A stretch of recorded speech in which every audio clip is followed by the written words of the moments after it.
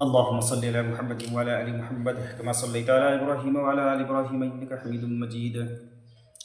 اللهم بارك على محمد وعلى ال محمد كما باركت على ابراهيم وعلى ال ابراهيم انك حميد مجيد.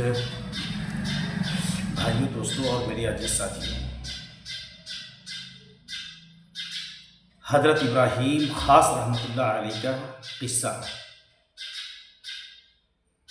حضرت ابراہیم خاص رحمۃ اللہ علیہ کہتے ہیں کہ میں ایک مرتبہ جنگل میں جا رہا تھا۔ راستہ میں ایک نصرانی راہب مجھے ملا جس کی کمر میں زنار، پٹکا یا دھاگا وغیرہ جو کفر کی علامت کے طور پر کافر باندھتے ہیں باندھ رکھا تھا۔ اس نے میرے ساتھ رہنے کی خواہش ظاہر کی۔ کافر فقیر اکثر مسلمان فقراء کی خدمت میں رہتے چلے آتے تھے۔ میں نے ساتھ لے لیا۔ 7 دن تک ہم چلتے رہے، نہ کھانا نہ پینا۔ 7ویں دن اس نصرانی راہب نے کہا، اے محمدی، کچھ اپنے فتوحات دکھاؤ۔ کئی دن ہو گئے، نہ کچھ کھایا نہ کچھ پیا۔ میں نے اللہ تعالی شانہ سے دعا کی کہ یا اللہ، اس کافر کے سامنے مجھے ذلیل نہ فرما۔ میں نے دیکھا کہ فوراً ایک دسترخوان سامنے رکھا گیا جس میں روٹیاں، بھنا ہوا گوشت اور تر و تازہ کھجوریں اور پانی کا لوٹا رکھا ہوا تھا۔ ہم دونوں نے کھایا، پانی پیا اور چل دیے۔ 7 دن تک چلتے رہے۔ 7ویں دن میں نے اس خیال سے کہ وہ نصرانی پھر کہیں کہہ دے، جلدی کر کے اس نصرانی سے کہا کہ اس مرتبہ تم کچھ دکھاؤ، اب کہ تمہارا نمبر ہے۔ وہ اپنی لکڑی پر سہارا لگا کر کھڑا ہو گیا اور دعا کرنے لگا۔ جب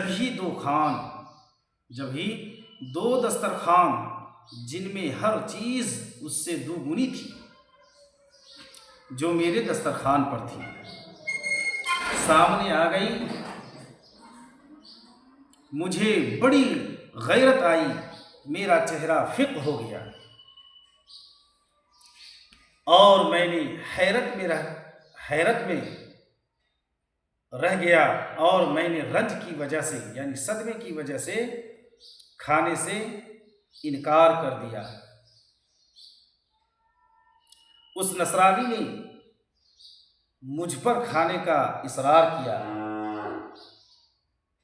مگر میں عذر ہی کرتا رہا۔ اس نے کہا کہ تم کھاؤ، میں تم کو 2 بشارتیں سناؤں گا، جن میں سے پہلی یہ ہے کہ اشہد ان لا الہ الا اللہ و اشہد ان محمدا عبدہ ورسولہ صلی اللہ علیہ وسلم۔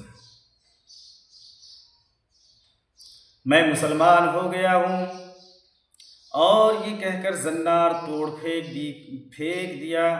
اور دوسری بشارت یہ ہے کہ میں نے جو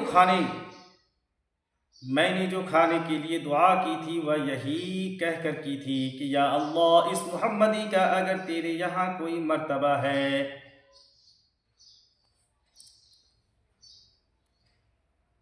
اور دوسری دعا کیا مانگا کہ میں نے جو کھانے کے لیے دعا کی تھی وہ یہی کہہ کر کی تھی کہ یا اللہ، اس محمدی کا اگر تیرے یہاں کوئی مرتبہ ہے تو اس کے طفیل تو ہمیں کھانا دے دے۔ اللہ، اس پر یہ کھانا ملا ہے اور اسی وجہ سے میں مسلمان ہو گیا ہوں۔ اللہ، اس کے بعد ہم دونوں مل کر کھانا کھایا، پھر آگے چل دیے، آخر مکہ مکرمہ پہنچے، حج کیا اور وہ نو مسلم مکہ ہی میں ٹھہر گیا، وہیں اس کا انتقال ہو گیا۔ انا للہ و انا الیہ راجعون۔ اللہ، کافروں کے اس طرح سے مسلمان ہونے کے بہت سے واقعات تواریخ میں اور کتب میں موجود ہیں، اور اس واقعات سے بھی یہ معلوم ہوا کہ حق تعالی شانہ بسا اوقات دوسروں کے طفیل کسی کو روزی دیتے ہیں، جن کو وہ ملتی ہے وہ اپنی بے وقوفی سے یہ سمجھتے ہیں کہ یہ ہمارا کارنامہ ہے، ہماری محنت ہے اور ہماری کوششیں ہیں، یہ اس کا نتیجہ ہے۔ احادیث میں کثرت سے یہ مضمون آیا ہے کہ تم کو تمہارے ضعفاء کے طفیل روزی دی جاتی ہے۔ آج اگر اللہ تبارک و تعالی 18,000 مخلوق کو اگر روزی پہنچا رہا ہے، ایک اللہ کے نافرمان، اللہ اپنے نافرمان کو بھی اگر روزی دے رہا ہے، تو ایمان والے کی بدولت اللہ تبارک و تعالی سب کو روزی عطا کر رہا ہے۔ نیز اس واقعہ سے یہ بھی معلوم ہوا کہ کافروں پر بھی بسا اوقات مسلمانوں کی وجہ سے فتوحات ہوتی ہے، جس کو ظاہر میں ان کو مدد سمجھا جاتا ہے، لیکن حقیقت میں یہ دوسروں کا طفیل، یعنی اللہ تبارک و تعالی کسی کے طفیل اسے عطا کرتا ہے۔ بھائی دوستو بزرگو، اللہ تبارک و تعالیٰ سے دعا کریں کہ اللہ تبارک و تعالیٰ ہمیں بھی اور آپ کو بھی ان حدیثوں پر عمل کرنے کی توفیق عطا فرمائے۔